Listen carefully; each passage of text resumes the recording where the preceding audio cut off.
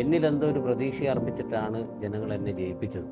ഇപ്പോൾ അഴിയൂർ ഗ്രാമപഞ്ചായത്തിൽ ഏറ്റവും കൂടുതൽ വ്യക്തിഗത ആനുകൂല്യങ്ങൾ ലഭിച്ച വാർഡ് എൻ്റേതാണ്. നമ്മുടെ രാജ്യത്തിൻ്റെ പ്രസിഡന്റിന് പോലും സാധിക്കാത്ത അത്രക്കും ശക്തമായൊരു സംവിധാനമാണ് ഗ്രാമസഭ.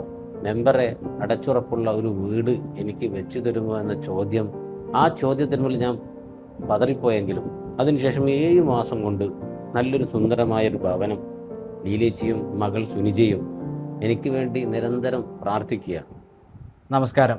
കഴിഞ്ഞ 5 വർഷക്കാലമായി അയ്യൂർ ഗ്രാമപഞ്ചായത്ത് 16-ാം വാർഡിൻ്റെ വികസന പ്രവർത്തനങ്ങൾക്ക് ചുക്കാൻ പിടിച്ച പ്രിയപ്പെട്ട വാർഡ് മെമ്പർ സാലിം പുന്നത്തിലാണ് ഇന്ന് നമ്മളൊപ്പമുള്ളത്. ഒരു ജനപ്രതിനിധി എന്നതിലുപരി വാർഡിലെ ഓരോ കുടുംബത്തിൻ്റെയും ഒരംഗത്തെ പോലെ പ്രവർത്തിച്ച അദ്ദേഹത്തിൻ്റെ വിശേഷങ്ങളും വരുംകാല പദ്ധതികളും നമുക്ക് ചോദിച്ചറിയാം. അദ്ദേഹത്തെ ഈ പരിപാടിയിലേക്ക് ആർദ്രമായി സ്വാഗതം ചെയ്യുന്നു. സാലിം ക, നമസ്കാരം.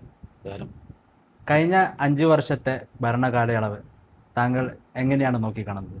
എന്നെ സംബന്ധിച്ചിടത്തോളം 4ാമത്തെ തെരഞ്ഞെടുപ്പിലാണ് ഞാൻ വിജയിക്കുന്നത്. 5 തെരഞ്ഞെടുപ്പിൽ ഞാൻ മത്സരിച്ചിട്ടുണ്ട്. പഞ്ചായത്ത് തെരഞ്ഞെടുപ്പിൽ 4ാം തവണയാണ് ഞാൻ മത്സരിക്കുന്നത്. ഈ കഴിഞ്ഞ 5 വർഷം എന്ന് പറയുന്നത് ജീവിതത്തിലെ ഏറ്റവും നല്ല ഒരു കാലയളവായിട്ടാണ് ഞാൻ കാണുന്നത്. കാരണം ഒരു വാർഡിൻ്റെ ഒരു ജനപ്രതിനിധി എന്നുള്ള നിലയിൽ ആ വാർഡിൻ്റെ എല്ലാ മേഖലകളിലും കുടുംബങ്ങളുമായും നാടുമായും എല്ലാ മേഖലകളിലും ഇടപെടാൻ സാധിച്ചു. അതിലൂടെ ലഭിച്ച ആത്മസംതൃപ്തി എന്ന് പറയുന്നത് ജീവിതത്തിൽ ഇന്ന് വരെ കിട്ടിയിട്ടില്ലാത്ത വലിയ ഒരു നേട്ടം തന്നെയാണ്. നമ്മളെ സംബന്ധിച്ചോളം ജാതിമത വർഗ രാഷ്ട്രീയത്തിന് അതീതമായി ജനങ്ങളെ ഒന്നായി കണ്ടുകൊണ്ട് സർക്കാരിൽ നിന്നും അതുപോലെ തന്നെ വ്യത്യസ്ത മേഖലകളിൽ നിന്നും ജനങ്ങൾക്കുള്ള അവകാശങ്ങൾ അത് നേടിയെടുക്കുന്നതിന് വേണ്ടി അഹോരാത്രം പ്രവർത്തിച്ചതിൻ്റെ ഫലമായി ജനങ്ങളെ നമ്മൾ അംഗീകരിച്ചു എന്ന് മനസ്സിലാവുമ്പോൾ വലിയ സംതൃപ്തിയാണ് ഇപ്പോൾ തോന്നുന്നത്. ജീവിതത്തിലെ ഏറ്റവും വലിയ ഒരു സന്തോഷമുള്ള ഒരു കാലഘട്ടമായിട്ടാണ് കഴിഞ്ഞ 5 വർഷത്തെ ഞാൻ നോക്കിക്കാണുന്നത്. ഒരുപാട് വികസനങ്ങൾ ഇപ്പോൾ 16-ാം വാർഡിൽ നിങ്ങൾ കൊണ്ടുവന്നിട്ടുണ്ട്. ഇപ്പം ഓരോ കുടുംബങ്ങൾക്ക് വേണ്ടിയാണെങ്കിലും വ്യക്തികൾക്ക് വേണ്ടിയൊക്കെ ആണെങ്കിലും ഓരോ കുടുംബങ്ങൾക്ക് വേണ്ടി പ്രത്യേകം കാര്യങ്ങൾ ചെയ്യുമ്പോൾ അവരുടെ മുഖത്ത് വരുന്നൊരു സന്തോഷമുണ്ട്. ആ സന്തോഷത്തിൽ നിന്നും സലിം കാക്ക് എന്താണ് തോന്നുന്നത്? അതായത് സർക്കാരിൽ നിന്ന് കിട്ടുന്ന അടിസ്ഥാന വികസനങ്ങളെക്കുറിച്ച് മാത്രമായിരുന്നു ഇക്കാലം വരെയും വാർഡ് മെമ്പറെക്കുറിച്ച് ജനങ്ങളൊരു കാഴ്ചപ്പാട്. പക്ഷേ കഴിഞ്ഞ 5 വർഷം 16-ാം വാർഡിലെ ജനങ്ങൾ അവരുമായി ബന്ധപ്പെട്ട ദൈനംദിന ജീവിതത്തിലെ എല്ലാ വിഷയങ്ങളുമായും ഞാനുമായി ബന്ധപ്പെട്ടു എന്ന് പറയുമ്പോൾ അത് തന്നെയാണ് ഏറ്റവും വലിയ നേട്ടം. കാരണം രാഷ്ട്രീയത്തിന് അതീതമായ ഒരു ബന്ധം വാർഡുമായും ജനങ്ങളുമായും ഉണ്ടാക്കിയെടുക്കാൻ എനിക്ക് സാധിക്കുകയുണ്ടായി. വാർഡിനെ സംബന്ധിച്ചിടത്തോളം തീരദേശ വാർഡാണ്.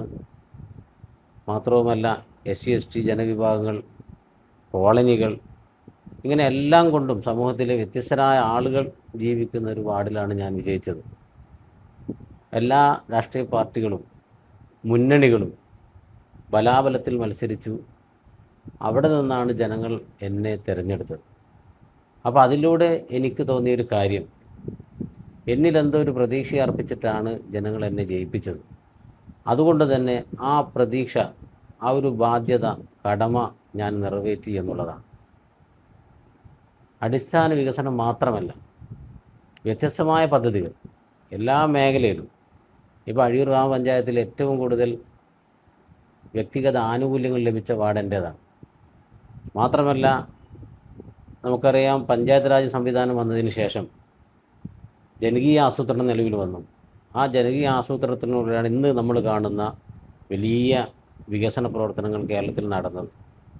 ആ ജനകീയ ആസൂത്രണത്തിൽ ഗ്രാമസഭയ്ക്കുള്ള പങ്ക് വലുതാണ്. ഒരു പദ്ധതി ചർച്ച ചെയ്യുന്നതും ആ പദ്ധതി അവലോകനം ചെയ്യുന്നതും ആ പദ്ധതി തീരുമാനിക്കുന്നതും ഗ്രാമസഭയാണ്.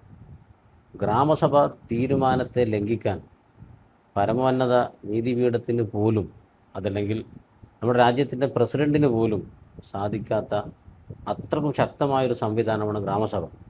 ഞാൻ വരുന്നതിന് മുമ്പ് 30-40 ആളുകൾക്ക് മാത്രം സൗകര്യമുണ്ടായിരുന്ന അങ്കണവാടികളിലായിരുന്നു വാർഡിലെ ഗ്രാമസഭ നടന്നത്. എത്തിയതിന് ശേഷം ഗ്രാമസഭ സജീവമാക്കി. ഗ്രാമസഭയെക്കുറിച്ചൊരു കാഴ്ചപ്പാട് ജനങ്ങൾ ഉണ്ടാക്കിയെടുത്തതിൻ്റെ ഫലമായി അഭൂതപൂർവമായ പങ്കാളിത്തം ഗ്രാമസഭയിലുണ്ടായി. അപ്പം അതുകൊണ്ട് തന്നെ ആ ഗ്രാമസഭകളിൽ ചർച്ചകൾ നടന്നു. ആ ഗ്രാമസഭകളിൽ വലിയ വികസനങ്ങളെക്കുറിച്ചുള്ള കാഴ്ചപ്പാടുകൾ പങ്കുവെക്കപ്പെട്ടു. അതിൻ്റെ അടിസ്ഥാനത്തിലാണ് 16-ാം വാർഡിൽ വ്യത്യസ്തങ്ങളായ പ്രവർത്തനങ്ങൾ നടത്തുവാൻ നമുക്ക് സാധിച്ചത്. കഴിഞ്ഞ 5 വർഷത്തെ കാലയളവ് നോക്കുമ്പോൾ സാലിംകയുടെ ഏറ്റവും അഭിമാനം തോന്നിയ ഒരു നിമിഷം എന്തായിരിക്കും? എന്നെ സംബന്ധിച്ചോളം കഴിഞ്ഞ 5 വർഷം സംസ്ഥാന സർക്കാരിൽ നിന്നും അതുപോലെ തന്നെ ജില്ലാ പഞ്ചായത്തിൽ നിന്നും ബ്ലോക്ക് പഞ്ചായത്തിൽ നിന്നും ML ഫണ്ടുകളൊക്കെ ലഭിച്ചിട്ടുണ്ട്. അതിൽ 55 ലക്ഷം രൂപയുടെ പദ്ധതിയുണ്ട്, 35 ലക്ഷം രൂപയുടെ പദ്ധതിയുണ്ട്, മറ്റ് വിവിധ ഘട്ടങ്ങളിലുള്ള പ്രവർത്തനങ്ങൾ നടന്നിട്ടുണ്ട്. പക്ഷേ ഏറ്റവും ആത്മസംതൃപ്തി ലഭിക്കുന്ന ഒരു കാര്യം എന്ന് പറയുന്നത് എൻ്റെ വാർഡിൽ വൈദ്യർകുഞ്ഞി കോളനിയിലുള്ള ഒരു ലീലേച്ചിയുടെ കുടുംബം, ആരുമില്ലാത്തൊരു കുടുംബം, സ്വന്തം മകൾ ജന്മനാ ബുദ്ധിമാന്ദ്യവും അതുപോലെ തന്നെ ശാരീരിക അവശതകളുള്ള ഒരു മകളുമായി വൈദ്യർകുഞ്ഞി കോളനിയിൽ ചോർന്നൊലിക്കുന്ന ഒരു കട്ടപ്പുര വീട്ടിലായിരുന്നു താമസിച്ചു വന്നിരുന്നത്. കഴിഞ്ഞ 35 വർഷമായി ഭർത്താവ് മരണപ്പെട്ടു, ആകെയുണ്ടായിരുന്നൊരു മകനും മരണപ്പെട്ടു. മകളുമായി ദുരിത ജീവിതം നയിക്കുകയായിരുന്ന ലീലേച്ചി കഴിഞ്ഞ ഒരു മഴക്കാലത്ത് എന്നോട് ചോദിക്കുകയാണ്, മെമ്പറെ എനിക്കൊരു വീട് വെച്ച് തരുമോ? കാരണം മേലെ നിന്ന് വീട് ചോർന്നൊലിക്കുന്നു. ഒരു തോടിന് സമീപത്തായതുകൊണ്ട് തന്നെ മഴക്കാലത്ത് വെള്ളം കയറുമ്പോൾ പുറത്തിറങ്ങാൻ പറ്റാത്ത അവസ്ഥ, പ്രാഥമിക കാര്യങ്ങൾ പോലും നിർവഹിക്കാൻ പറ്റാത്തൊരു സാഹചര്യം. അത്രയും പ്രയാസകരമായൊരു സാഹചര്യത്തിൽ മെമ്പറെ അടച്ചുറപ്പുള്ള ഒരു വീട് എനിക്ക് വെച്ചു തരുമോ എന്ന ചോദ്യം എന്നെ സംബന്ധിച്ചോളം എൻ്റെ മനസ്സിനെ ആകെ തറച്ചുപോയൊരു ചോദ്യമായിരുന്നു ലീലിച്ച് ചോദിച്ചത്. എൻ്റെ മകൾ എൻ്റെ കാലശേഷം ഈ വീട്ടിൽ എങ്ങനെ അന്തിയുറങ്ങുമെന്നുള്ളൊരു ആദി ലീലേച്ചിയെ സംബന്ധിച്ചിടത്തോളം ഉണ്ടായിരുന്നു. ആ ചോദ്യത്തിന് മുന്നിൽ ഞാൻ പതറിപ്പോയെങ്കിലും അദ്ദേഹത്തിന് വീട് വെച്ച് കൊടുക്കുക എന്നുള്ള ഒരു ഉറച്ച തീരുമാനമായി ഞാൻ മുന്നോട്ട് പോയി. സുമനസ്സുകളായ ആളുകളെ സമീപിച്ചു. സ്വന്തമായി വീടുള്ളത് കൊണ്ടും 5 വർഷം മുമ്പ് ഒരു സഹായം ലഭിച്ചതുകൊണ്ടും പഞ്ചായത്തിൽ നിന്ന് അല്ലെങ്കിൽ സർക്കാരിൽ നിന്ന് ഫണ്ട് ലഭിക്കാൻ യാതൊരു സാധ്യതയുമില്ല എന്നൊരു സാങ്കേതിക പ്രശ്നം ഉണ്ടായിരുന്നു. അത് മറികടക്കാനുള്ള കാര്യങ്ങളെക്കുറിച്ച് ഞാൻ ആലോചിച്ചപ്പോൾ ജനങ്ങളിലേക്ക് ഇറങ്ങാൻ തീരുമാനിച്ചു. അങ്ങനെ 7 മാസം കൊണ്ട് പഴയ വീട് പൊളിച്ചു മാറ്റി അവരെ താൽക്കാലികമായൊരു ഷെഡിലേക്ക് താമസം മാറ്റി അതിനുശേഷം 7 മാസം കൊണ്ട് നല്ലൊരു സുന്ദരമായൊരു ഭവനം ലീലേച്ചിക്ക് നിർമ്മിച്ചു കൊടുക്കാൻ സാധിച്ചു. അത് ജീവിതത്തിലെ ഏറ്റവും വലിയ ഒരു പുണ്യപ്രവൃത്തിയായിട്ടാണ് ഞാൻ കാണുന്നത്. ലീലേച്ചിയും മകൾ സുനിജയും എനിക്ക് വേണ്ടി നിരന്തരം പ്രാർത്ഥിക്കുകയാണ്, ദൈവത്തോട് പ്രാർത്ഥിക്കുകയാണ്. ഇന്നും അമ്പലത്തിലേക്ക് പോയി എനിക്ക് വേണ്ടി പ്രാർത്ഥിക്കാൻ വേണ്ടി മാത്രമാണ് ഞാൻ അമ്പലത്തിലേക്ക് പോകുന്നത് എന്നാണ് ലീലേച്ചി പറയുന്നത്. ഈ ഒരു ആത്മനിർവൃതി എത്ര കോടിയുടെ വികസനം വാർഡിൽ നടത്തിയാലും നമുക്ക് ലഭിക്കുകയില്ല. ലീലേച്ചിയുടെ അതുപോലെ തന്നെ മകളുടെ ഒരു പ്രാർത്ഥന ആ ജീവിതത്തിലെ ഏറ്റവും വലിയൊരു കാര്യമാണ്. അടിസ്ഥാന ജനവിഭാഗം, അഗതി ആശ്രയ കുടുംബം, പുരുഷന്മാരില്ലാത്ത വരുമാനമില്ലാത്ത കുടുംബം, ഒരു വീട് എന്നുള്ളത് ഒരിക്കലും പ്രതീക്ഷയില്ലാത്ത, തൻ്റെ കാലശേഷം തൻ്റെ ഭിന്നശേഷിയായ മകൾ എങ്ങനെ ഈ അടച്ചുറപ്പില്ലാത്ത വീട്ടിൽ താമസിക്കുമെന്നുള്ള ആദിയിൽ കഴിഞ്ഞിരുന്ന ഒരു കുടുംബം ഇന്ന് അടച്ചുറപ്പുള്ളൊരു വീട്ടിൽ കഴിയുകയാണ്. അവരുടെ ഒരു പ്രാർത്ഥന അതാണ് ജീവിതത്തിലെ ഏറ്റവും വലിയൊരു സന്തോഷമായി ഞാൻ കാണുന്നത്.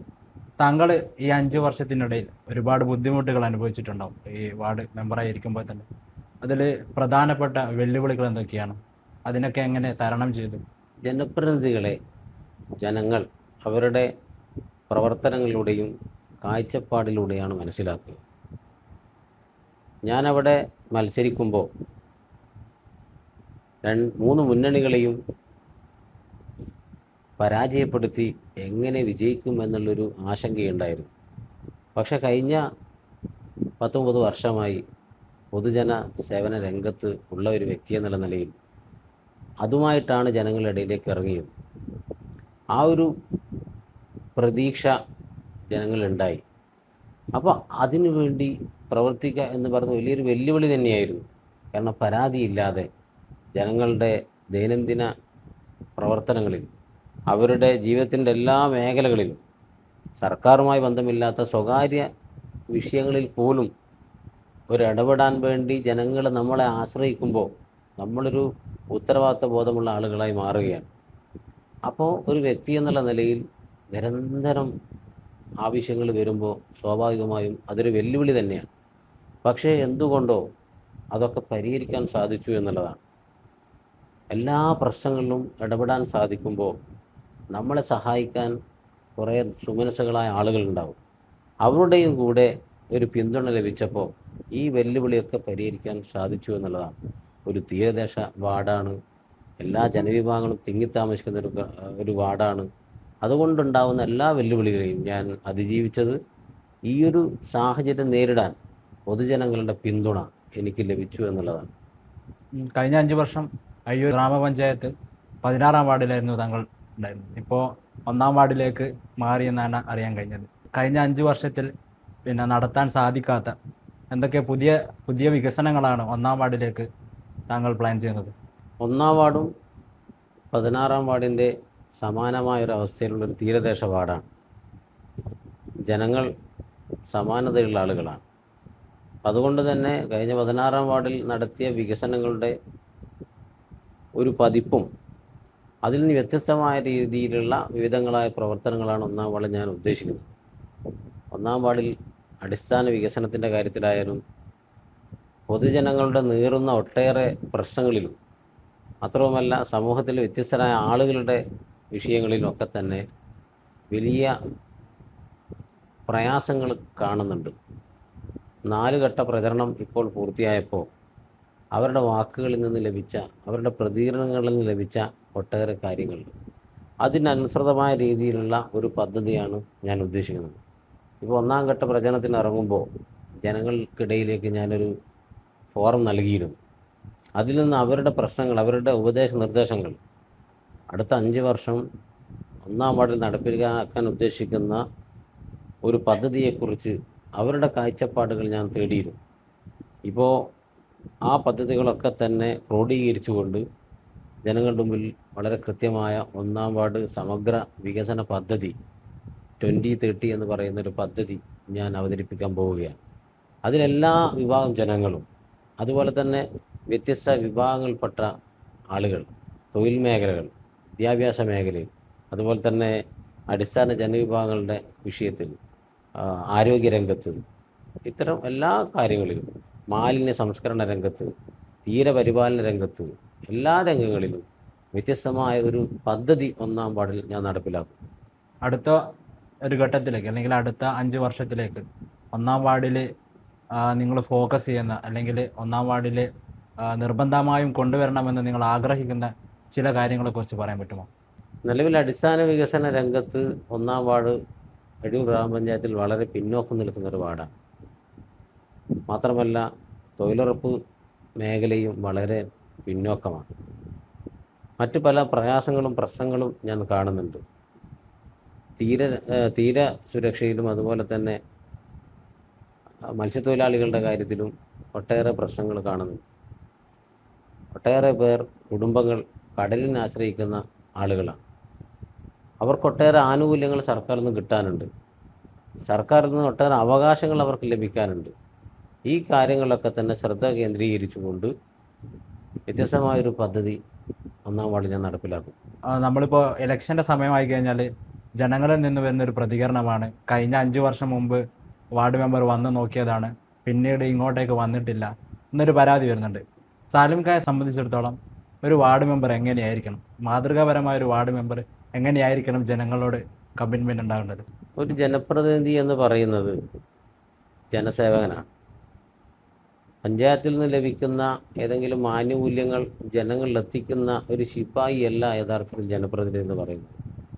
ആ ജനപ്രതിനിധിയുടെ ഊണിലും ഉറക്കിലും തൻ്റെ വാർഡിലെ ജനങ്ങളുടെ ഒട്ടേറെ പ്രശ്നങ്ങൾ നിരന്തരം അലട്ടേണ്ടതുണ്ട്.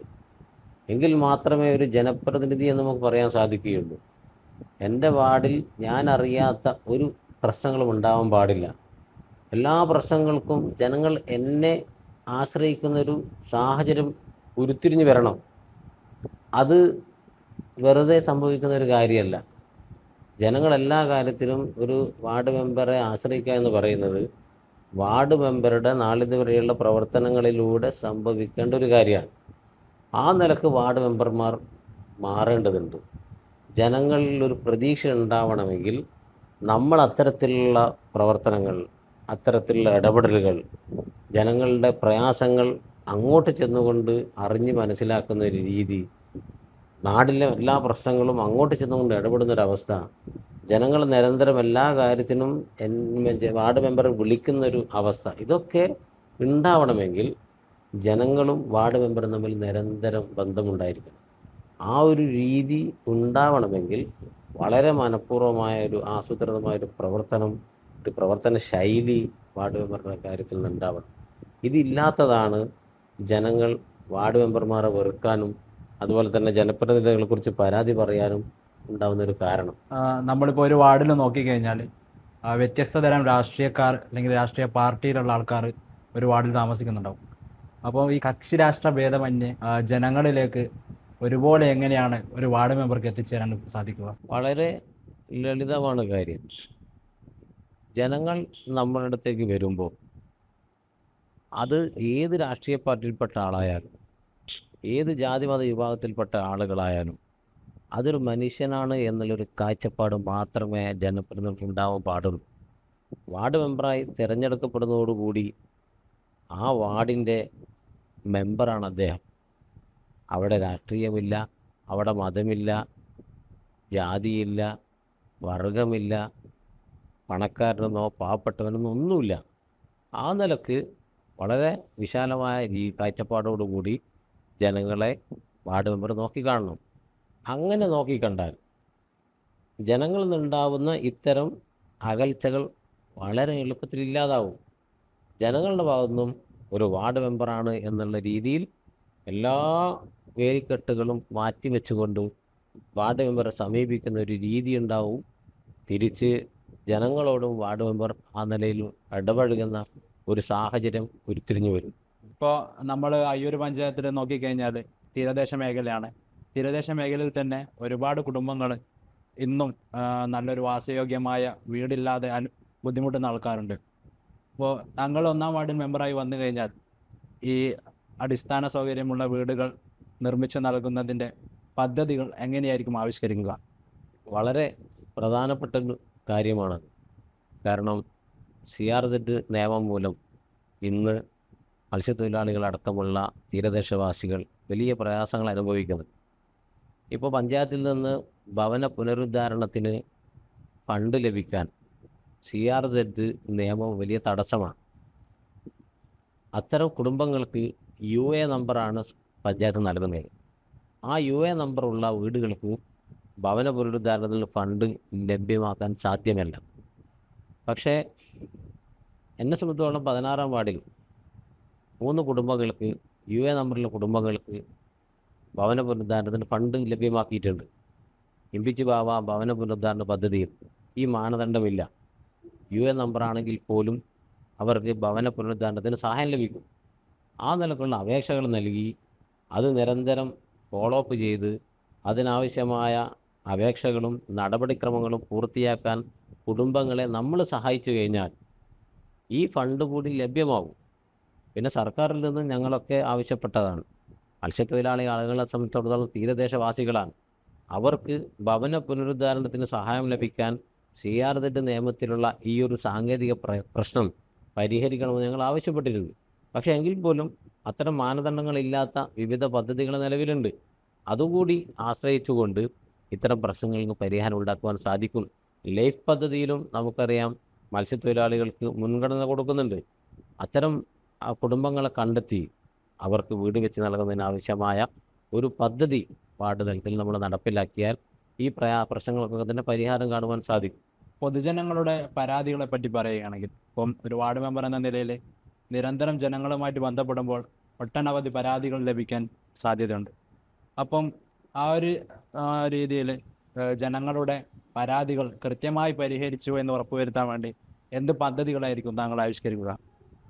എന്നെ സംബന്ധിച്ചോളം കഴിഞ്ഞ 16-ാം വാർഡിൽ ഞാൻ നടപ്പിലാക്കിയത് സർക്കാർ സേവനം വീട്ടുപടിക്കൽ എന്നുള്ളൊരു പദ്ധതി ഞാൻ നടപ്പിലാക്കിയിരുന്നു. മെമ്പറായ ഉടനെ തന്നെ എന്തൊക്കെ സർവീസുകളാണ് സൗജന്യമായി വാർഡ് മെമ്പർ ചെയ്തു നൽകുക എന്നുള്ള ഒരു വിസിറ്റിംഗ് കാർഡ് അടിച്ചുകൊണ്ട് അതിൽ വിശദീകരിച്ചുകൊണ്ട് കുടുംബങ്ങൾക്ക് നൽകിയിരുന്നു.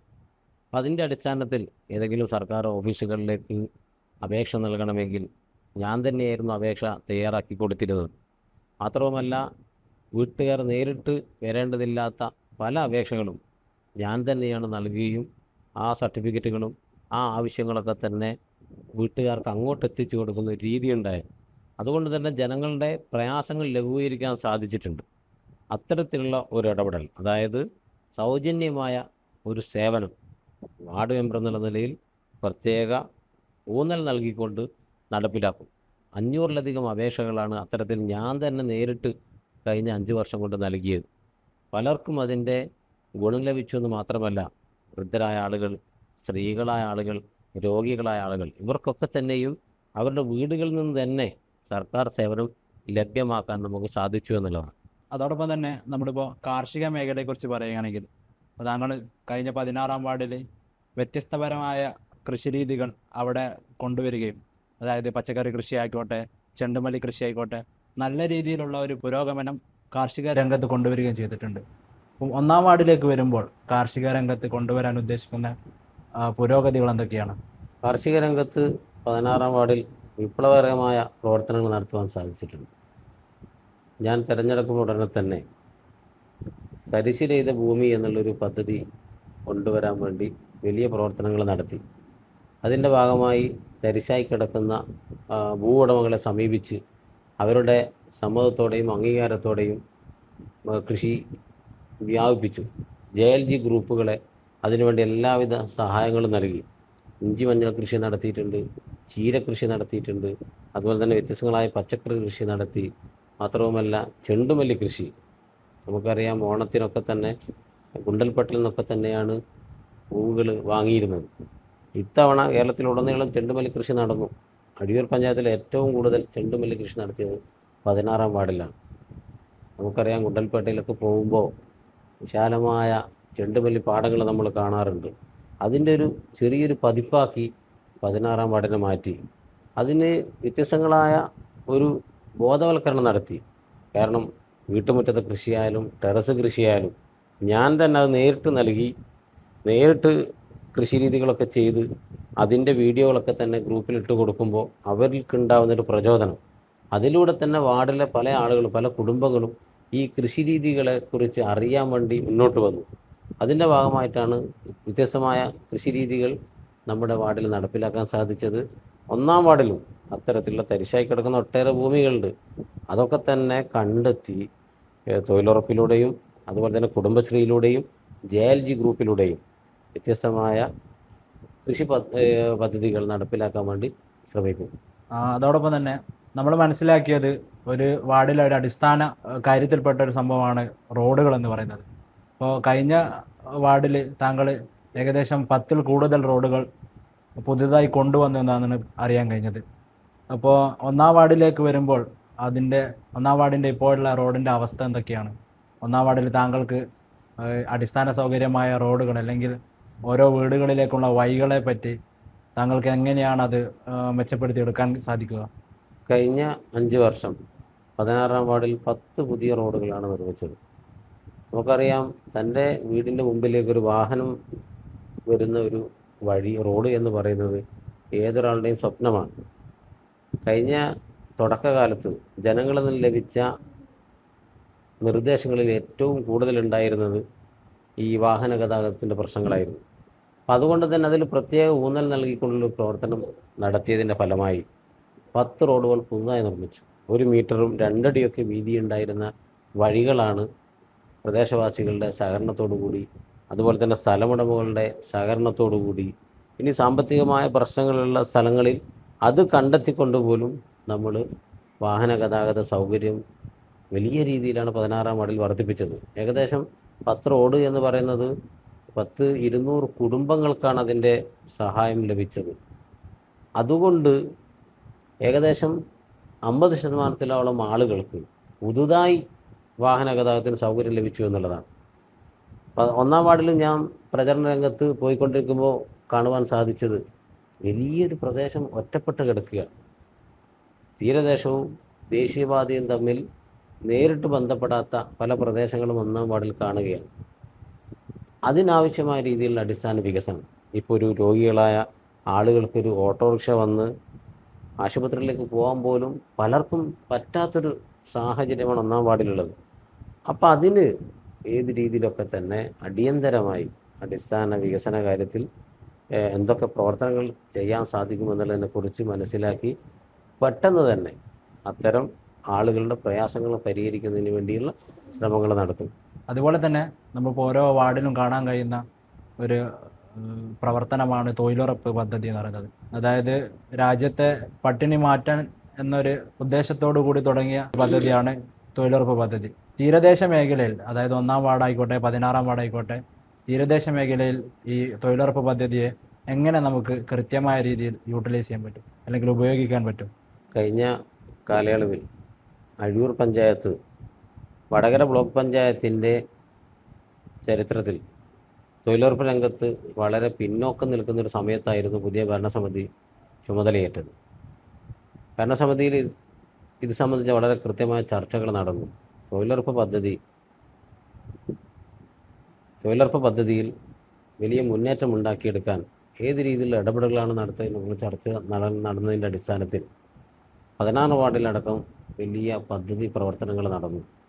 2022-23 ചരിത്രത്തിൽ ആദ്യമായി അഴിയൂർ ഗ്രാമപഞ്ചായത്തിൽ ഏറ്റവും കൂടുതൽ 100 ദിനം പൂർത്തിയാക്കിയ തൊഴിലുറപ്പ് പ്രവർത്തകരുടെ വാർഡായി 16-ാം വാർഡ് മാറി.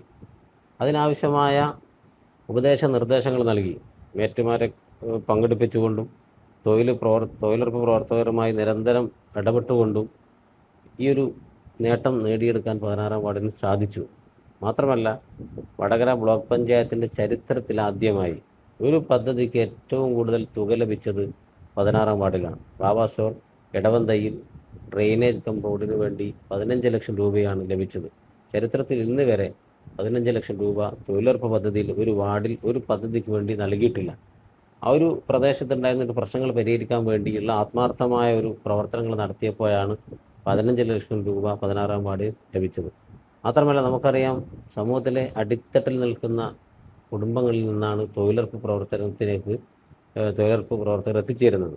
തുച്ഛമായ കൂലിയാണെങ്കിൽ പോലും സ്ഥിരമായി ലഭിക്കുന്നത് കൊണ്ടും കൃത്യമായി തൊഴിൽ ദിനം നൽകണമെന്ന് നിയമത്തിൽ പറയുന്നത് കൊണ്ടും ആ കൂലി കൃത്യമായി കിട്ടും. അതുകൊണ്ട് തന്നെ പട്ടിണിയില്ലാതൊരു കുടുംബത്തിന് ജീവിക്കാൻ സാധിക്കും. പ്രയാസങ്ങളിലാണ് അവർ പലരും ജീവിക്കുന്നത്. അവരുടെ ജീവിതത്തിൽ വലിയൊരു സ്വപ്നമായിരുന്നു ആകാശയാത്ര എന്ന് പറയുന്നത്.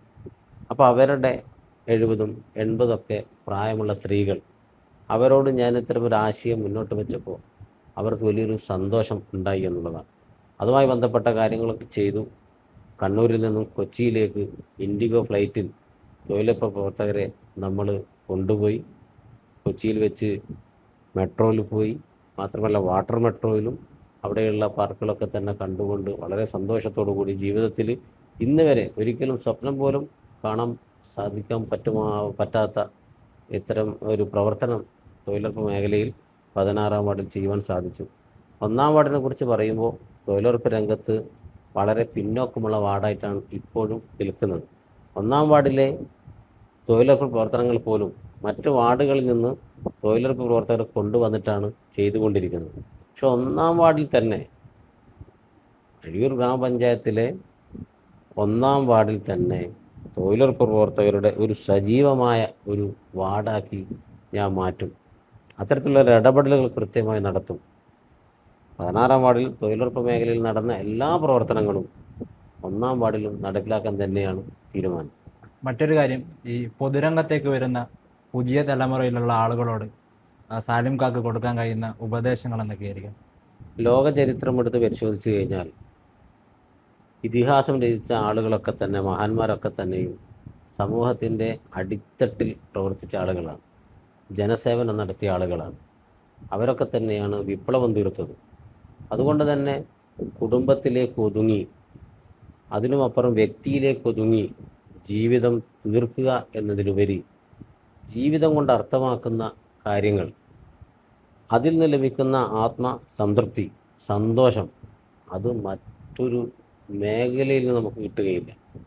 കാരണം നമ്മളെ അംഗീകരിക്കുന്ന ആളുകൾ, പ്രായഭേദമന്യേ നമ്മളെ ബഹുമാനിക്കുന്ന ആളുകൾ, നമ്മളെ കാണുമ്പോൾ എണീച്ച് നിൽക്കുന്ന ആളുകൾ, നമ്മളെ കാണുമ്പോൾ ബഹുമാനത്തോടു കൂടി നിൽക്കുന്ന ഒരു സാഹചര്യം ഒരു വ്യക്തിക്ക് ഉണ്ടാവുക എന്ന് പറയുന്നത്, ആ വ്യക്തി സമൂഹത്തിൽ ഇറങ്ങിച്ചെന്നുകൊണ്ട് അവരുടെ പ്രശ്നങ്ങൾ കേൾക്കുവാൻ തയ്യാറാവുമ്പോഴാണ് ആ ഒരു ബഹുമാനത്തിലേക്ക് ആളുകൾ എത്തിച്ചേരുന്നത്. അപ്പോൾ ആളുകളുടെ പ്രശ്നങ്ങളെക്കുറിച്ചും പ്രയാസങ്ങളെക്കുറിച്ചും കേൾക്കുവാനെങ്കിലും തയ്യാറായി കഴിഞ്ഞാൽ ജീവിതത്തിൽ വലിയൊരു മാറ്റങ്ങൾ നമുക്ക് ഉണ്ടാക്കിയെടുക്കാൻ സാധിക്കും. അതിൽ നമ്മളാൽ കഴിയുന്ന ഇടപെടലുകൾ നടത്തിയാൽ അതിൽ നിന്ന് കിട്ടുന്ന ഒരു സന്തോഷം എന്ന് പറയുന്നത് മറ്റൊരു മേഖലയിൽ നിന്ന് നമുക്ക് കിട്ടുകയില്ല. ജീവിതം ഒരിക്കലും പൂർണ്ണമാവുകയില്ല. ഇന്നത്തെ തലമുറ എന്ന് പറയുന്നത് സ്വന്തത്തിലേക്ക് മാത്രം ഒതുങ്ങി നിൽക്കുന്ന ഒരു സാഹചര്യത്തിലാണ് മുന്നോട്ട് പോകുന്നത്. അതിൽ നിന്ന് മാറി സമൂഹത്തിൽ തൻ്റെ ചുറ്റും ജീവിക്കുന്ന ആളുകളുടെ പ്രശ്നങ്ങളിലും പ്രയാസങ്ങളിലും നോക്കിക്കാണുവാനും ഇടപെടാനും പരിഹാരം കാണാനും മുന്നോട്ട് വന്നു കഴിഞ്ഞാൽ അവർക്ക് ജീവിതത്തിൽ വലിയൊരു സംതൃപ്തി ലഭിക്കുമെന്നാണ് എനിക്ക് എൻ്റെ അനുഭവത്തിൽ നിന്ന് ബോധ്യമായൊരു കാര്യം. നമ്മുടെ 1-ാം വാർഡിലെ ജനങ്ങളോട് ഇപ്പോൾ തിരഞ്ഞെടുപ്പ് അടുക്കുകയാണ്. അപ്പോൾ അതിന് മുന്നോടിയായി താങ്കൾക്ക് എന്ത് സന്ദേശമാണ് ഇപ്പോൾ കൊടുക്കാനുള്ളത്? ലോകത്തിലെ ഏറ്റവും വലിയ ജനാധിപത്യ രാജ്യമാണ് ഇന്ത്യ. ആ ജനാധിപത്യത്തിലെ ഏറ്റവും വലിയ ആളുകൾ എന്ന് പറയുന്നത് ജനങ്ങളാണ്. അവർക്ക് രാജ്യം നൽകിയ, സംവിധാനങ്ങൾ നൽകിയ ഏറ്റവും വിലപ്പെട്ട, ഏറ്റവും മൂല്യമുള്ള ഒന്നാണ് വോട്ട് എന്ന് പറയുന്നത്, സമ്മതിദാന അവകാശം. ഇന്ത്യൻ പ്രസിഡൻറ്റിൻ്റെ വോട്ടിനും അടിസ്ഥാന ജനവിഭാഗത്തിലൊരു വ്യക്തിയുടെ വോട്ടിനും ഒരേ മൂല്യമാണുള്ളത്. അതുകൊണ്ട് തന്നെ നമ്മളൊരു തെരഞ്ഞെടുപ്പിലൊരു സമ്മതിദാന അവകാശം വിനിയോഗിക്കുമ്പോൾ വളരെ ഗൗരവത്തിൽ ചിന്തിച്ചും ആലോചിച്ചും മാത്രമേ എടുക്കാൻ പാടുള്ളൂ. കാരണം അല്ലെങ്കിൽ ഒരു 5 വർഷമാണ് നമുക്ക് നഷ്ടപ്പെടുക. അത് ചെറിയൊരു കാലയളവല്ല. തൻ്റെ നാടിന്, തനിക്ക് എന്തെങ്കിലും കാര്യങ്ങൾ ചെയ്തു തരാൻ, അതല്ലെങ്കിൽ എൻ്റെ പ്രശ്നങ്ങളിൽ പ്രയാസങ്ങളിൽ എൻ്റെ കൂടെ നിൽക്കുന്ന ഒരു വ്യക്തിയാണ് ഞാൻ വോട്ട് ചെയ്ത് വിജയിപ്പിക്കുന്നത് എന്ന് ഉറപ്പുവരുത്താനുള്ള ബാധ്യത ജനങ്ങൾക്കാണ്. അപ്പോൾ കൃത്യമായ ഒരു കാഴ്ചപ്പാട് കൂടി മാത്രമേ വോട്ടവകാശം വിനിയോഗിക്കാൻ പാടുള്ളൂ. നിങ്ങളുടെ മുമ്പിൽ വോട്ട് ചോദിച്ചെത്തുന്ന ആളുകളുടെ മുൻകാല ചരിത്രം, അവരുടെ പ്രവർത്തനം, അവരുടെ ഇടപെടലുകൾ, അവരുടെ സമൂഹവുമായുള്ള ബന്ധം, ഇതൊക്കെ പരിശോധിച്ചുകൊണ്ടാണ് വോട്ടവകാശം വിനിയോഗിക്കേണ്ടത്. അല്ലെങ്കിൽ ജനങ്ങൾ പരാജയപ്പെടും, ജനവിരുദ്ധമായ കാര്യങ്ങൾ വിജയിക്കുകയും ചെയ്യും. അപ്പോൾ ജനാധിപത്യത്തിനാണ് അതിലൂടെ അപജയം സംഭവിക്കുക.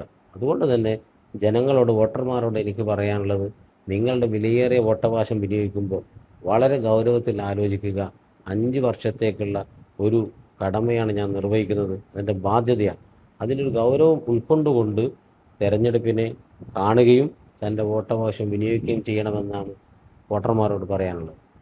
എന്തായാലും ഇത്രയും നേരം നമ്മളോട് സംവദിച്ചതിനും നമ്മളോട് സഹകരിച്ചതിനും സാലിം പുനത്തിലിന് നന്ദി അറിയിക്കുന്നു.